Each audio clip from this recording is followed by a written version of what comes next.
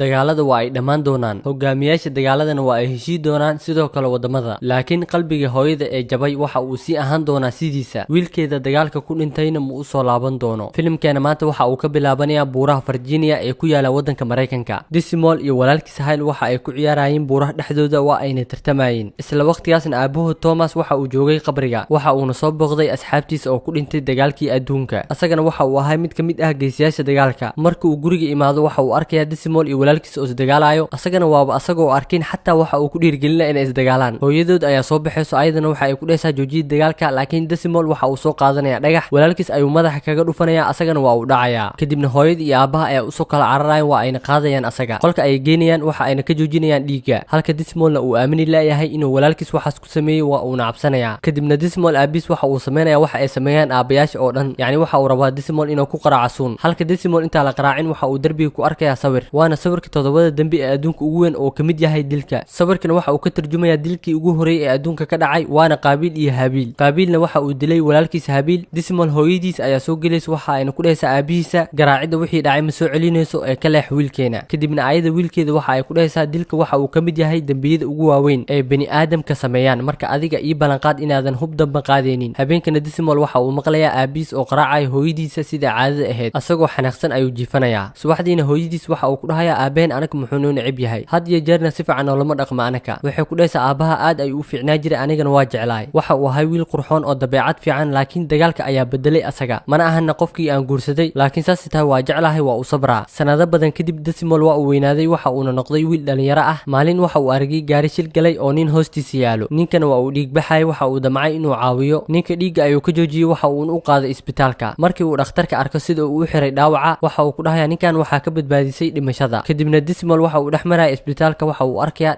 kalkaalisooyinka oo caawinaya bukaanada. Asagana waa uu ku farxayaa midaas maxaa yeelay asaga waxa uu jecel yahay inuu noqdo dhakhtar oo caawiyana dadka. Kadibna waxa uu arkayaa kalkaaliso qurux badan oo la dhaho Dorothy. Ishiisana daymadeeda waa ay ka leexan weeyay. Ayada ayuu aadayaa si uu ula hadlo. Ayadana waxa ay ku dhaysaa meeshan waa meesha dhiigga lagu shubo. Asagana haye ayuu ku dhahayaa meeshan waxa uu imaad inaa dhiig shubo. Cambaar ayuu fiirinaya waxa uu arkayaa inay wadato buug ka hadlaya shimbiraha. Calaadulna waxa uu ogaanaa inay jeceshahay xayawaanaadka. Waxa uu ku dhahayaa aniga waxaan jecelahay inaan noqdo dhakhtar xataa dhakhtarka xoolaha. Laakiin waxbarashadii igu caawi lahayd midaas aniga ma dhigan. Maalinkii xigay waa uu libisanayaa waxa uu ka soo baxayaa guriga. Hooyadiis waxa ay ku dhaysaa intay aadaysaa. Asagana waxa uu dhahayaa waxaan aadayaa gabar aad u qurxoon. Kadibna cidiis ayuu macsalaameynaya waa uu ka tagayaa. Asagoo wadada ku sii jiro waxa uu arkayaa baalka shimbirta. Hore ayuu u sii qaadanayaa baalka maxaa yeelay waa uu qurxoon yahay. Ayada ayuuna hadiyad ugu dhigi rabaa. Markii uu ayada isbitaalka ugu tago waxa ay ku dhaysaa adiga maanta maxaa soo doontay. Waxa uu ku dhahayaa aniga maanta waxa uu imaada sidoo kale inaa dhiig shubo. Asaga ayay ku qoslaysaa waxa ayna ku dhaysaa shalay ayaa dhiig shubtay marka waa inay ka soo wareegataa 3 bilood. Ugu dambeyntiina waxa uu ku dhahayaa aniga waa ka helay adiga marka waxa rabaa inaa kulanno ama haddii kale waxa ii soo celinaysaa dhiigayga ay iga shubtay. Ayadan intay qosasho ay waxay dhaysaa dhib malaha midaas waxa ku kulmaynaa bari shaleemada. Markii ay shaleemada iskugu imaadaan waxa uu weydiinayaa su'aalo caafimaad ah. Ayadana waxa ay ku dhaysaa adiga waxa u baahan tahay inaa baratid sida gabar loo shukaansado ee uma baahnid caafimaad. Haddii aad u baahan tahay waxa ku keenaa buug ee akhriso. Asagana waxa ku dhahaa hagaag dhib malaha ii keen. Kadib markii uu guriga tago waxa uu arkayaa aabiis oo rabo inuu dilo hooyadiisa. Asagana aabiis ayuu biskoolada kula dhagayaa. Ugu dambeyntiina waa uu ka qaadanayaa. Kadibna aabiis ayuu biskoolada ku qabanayaa. Odaygana waa uu niyadjaba waxa uu fadhiisanayaa dhulka maxaa yeelay asaga hadeertan ayuu miirkiisa soo laabtay ma yaqaanana waxa uu u sameeyay waxaas oo dhan. Kadibna Dismal aabiis waxa uu ka saxiixaa inuusan mar dambe hub qaadin hooyadiisana gacan saarin. Maalin maalmaha kamid ah ayagoo wada qadinaya waxa soo galay walaalkiis Hale oo wato dharka askarta. Waxa uu dhahayaa aniga waxa ku biiray askarta. Aabiis waa uu xanaaqaya maxaa yeelay waxa uu hore u ahay askari. Waxa uu ku dhahayaa wiilkiisa Hale horteeda ka tag asaga oo ilmeenayo maxaa yeelay waxa uu og yahay in dagaalka uu ka dhigayo qofka qof kale. Adiga waxa dilaysaa dad ayakan waxa ay ka dilayaan asxaabtaada iyo dadka aad jeceshahay. Kadibna Dismal waxa uu aadayaa saaxiibadiisa waxa uu ku dhahayaa aniga waxa rabaa inaan ku biiro askarta. Anigana dagaal ma galay laakiin waxa la shaqeynaya dhaqaatiirta iyo ambalaasta. Ayadana waxa ay ku dhaysaa ii balanqaad inay ii soo laaban doontid. Kadibna waxay ku dhaysaa walba ay isguursan inta bixin. Waxa uu ku dhahayaa diyaar mu tahay inaan isguursano. Ayadana waxa ay dhaysaa haa dabcan. Kadibna aabiis ayuu tagayaa waxa uu ku dhahayaa anigana waxa rabaa sidoo kale inaan ku biiro askarta oo caawin asxaabteeda. Asagana ima qal wiilkayga ma waxa rabtaa inaan ku soo biirtid khabriyadan waxa ku jiro asxaabteeda hadeertan. Kadibna asagana waxa uu ku biiray ciidamada waxa uu nasagootinayaa saaxiibadiisa. Ayadana waxay ku dhaysaa waqtiga fasaxa soo laa waa isguursanayna. Sawirkeeda ayayna hadiyad ahaan u siinaysaa. Markii uu gaaro xerada tababarka waxa uu la kulmayaa raqiib Hawl oo ah madaxa tababarka. Waxa uu ku dhahayaa tababarka isku diyaari biri. Subaxdii xigtayna waxa uu bilowday asaga tababarka. Intuu tababarka socday waxa ay orod isku baxeen askari la dhaho Samiti. Ugu dambeyntiina asaga waa uu ka orod badiyay Samiti. Kadibna waxa la gaarayaa waqtigii ay baran lahaayeen sida xabada loo rido. Askartii oo dhanna waxa ay qaateen qoryaha. Marka laga reebo Dismal oo balan ka qaaday naftiisa inuusan qori dambe qaadin weligiis. dugsigiisa. Macalinkiisa ayaa waxa uu ku dhahay maxaa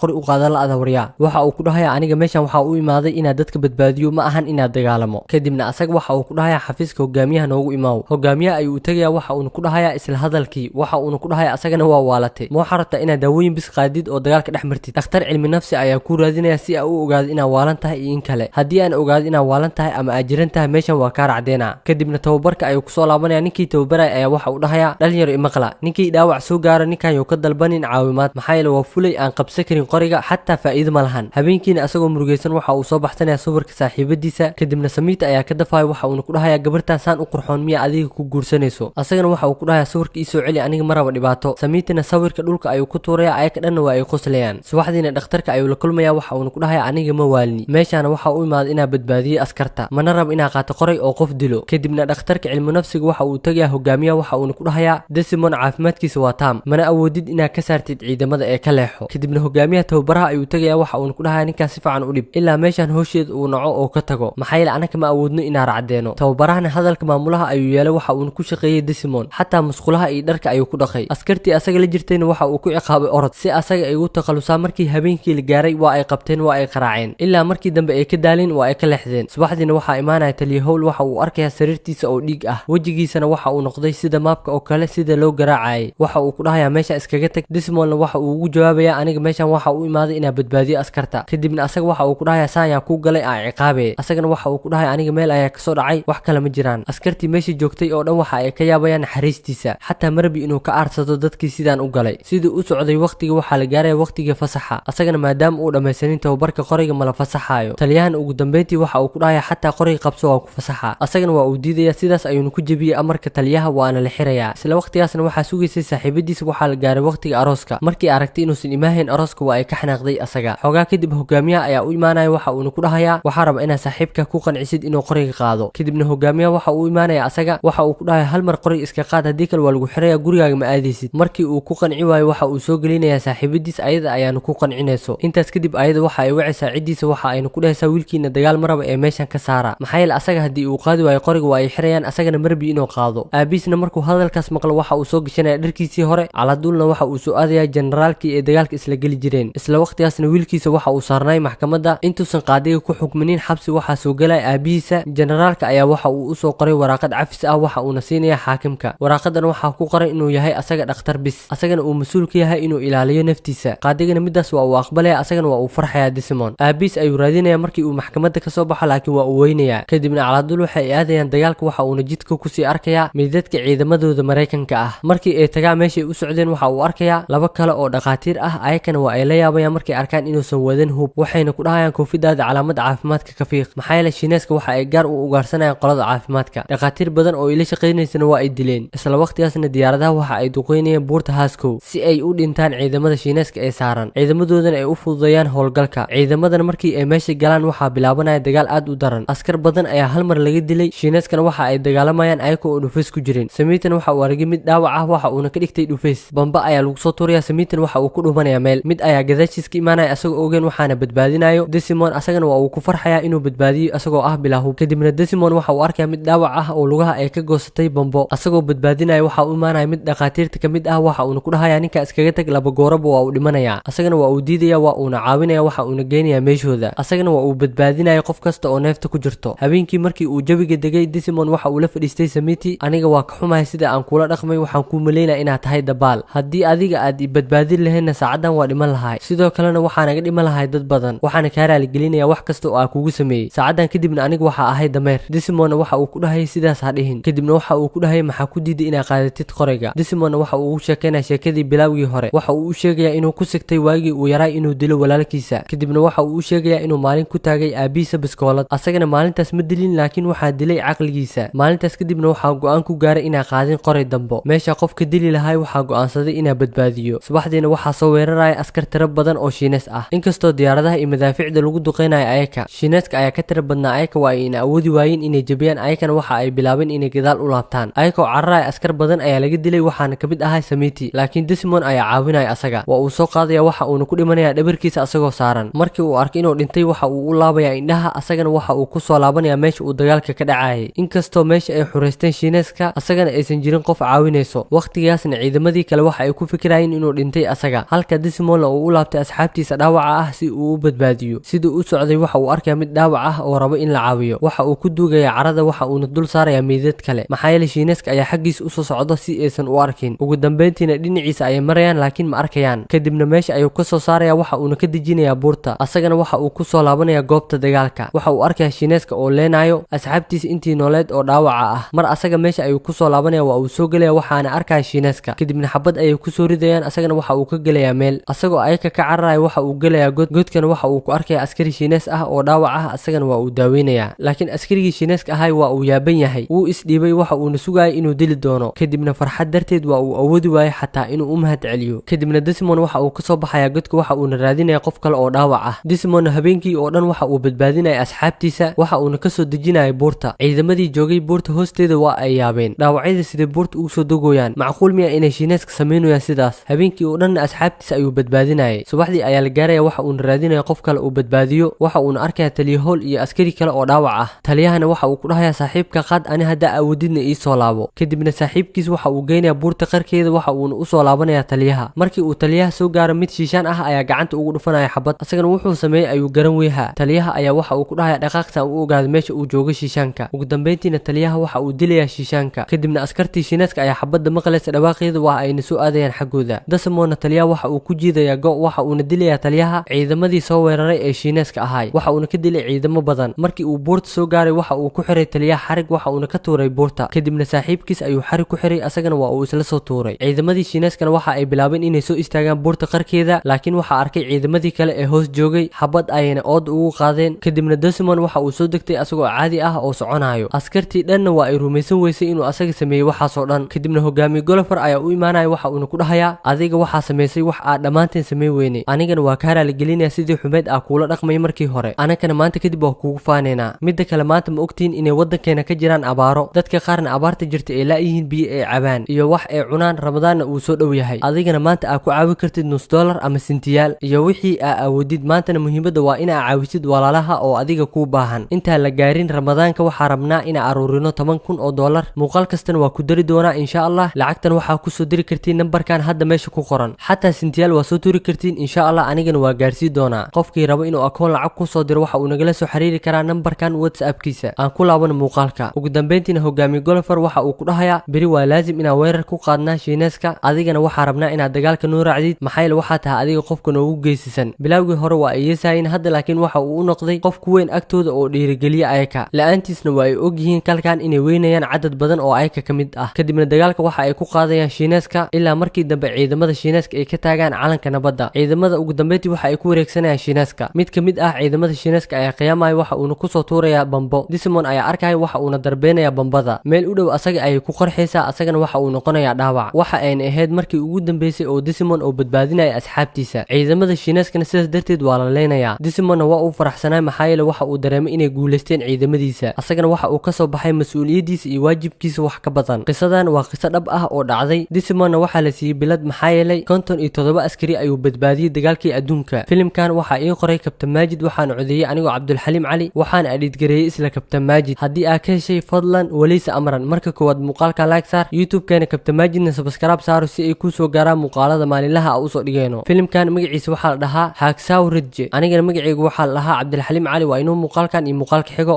maca salaama.